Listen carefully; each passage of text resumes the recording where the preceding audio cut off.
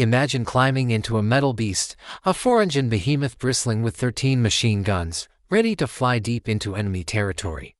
This was the B-17 Flying Fortress, a symbol of American air power in World War II. But for the 10-man crews inside, it was a cold, terrifying, and incredibly dangerous place to be.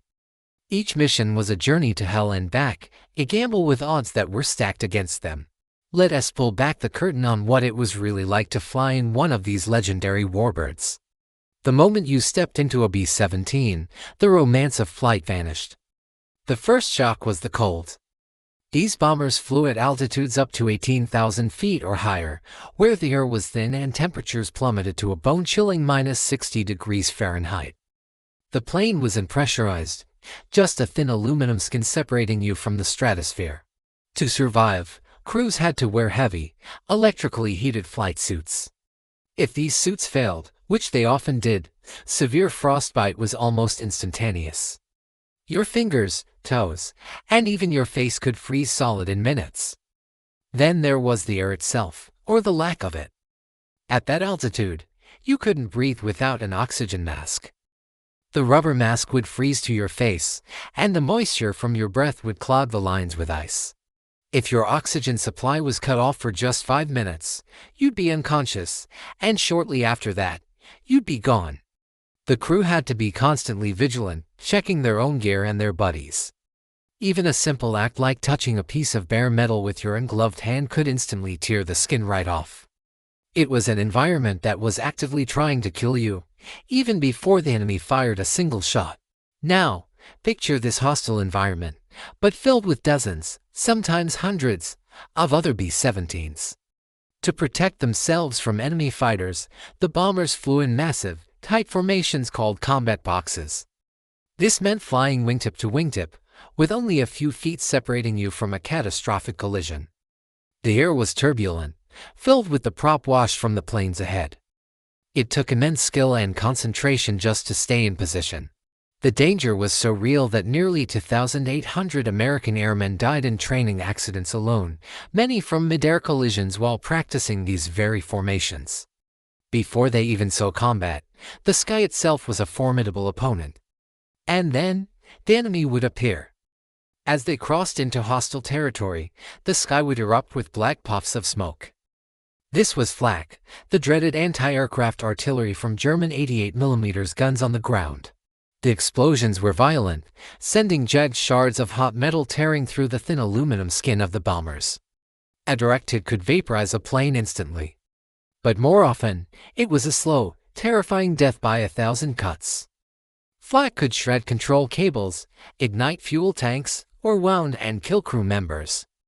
The sound was deafening, a constant, percussive barrage that rattled the entire aircraft and the nerves of everyone inside. The psychological pressure was immense. There was nothing you could do but fly through it and pray you weren't the one to get hit.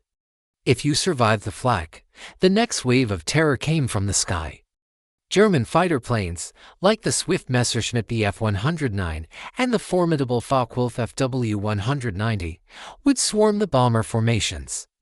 These were experienced, determined pilots whose sole mission was to shoot you down. They would attack in waves, diving head-on with cannons blazing, or coming from the rear, targeting the engines and cockpit.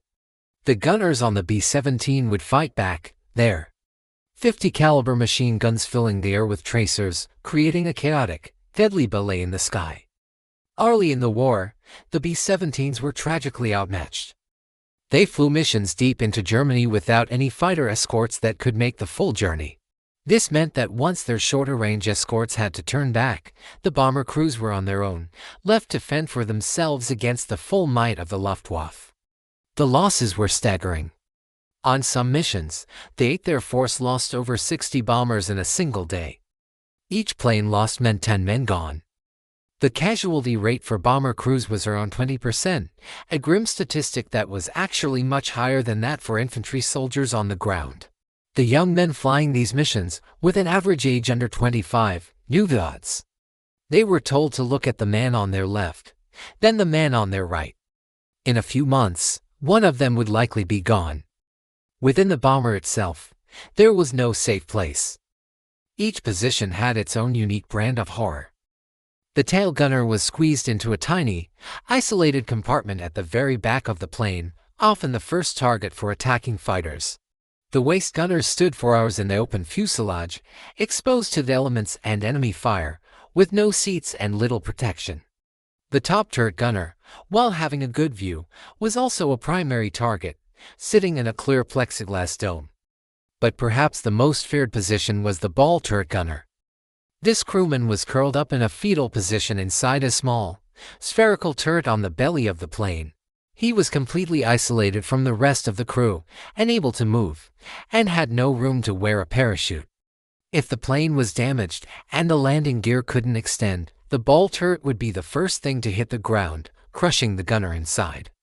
If he had to bail out, he first had to get the turret rotated to the correct position, climb back into the fuselage, strap on his parachute, and then jump all while the plane might be on fire or in a death spiral.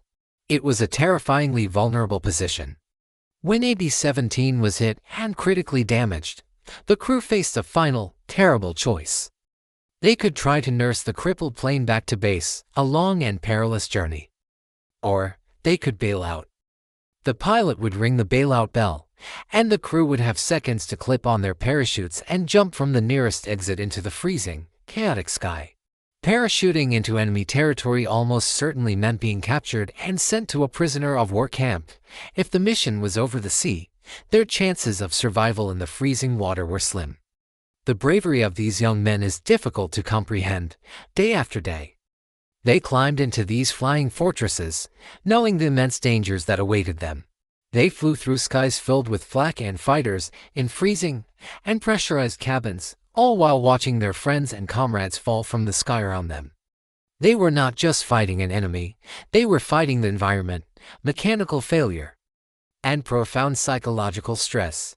Their story is one of incredible courage, sacrifice, and resilience in the face of unimaginable odds.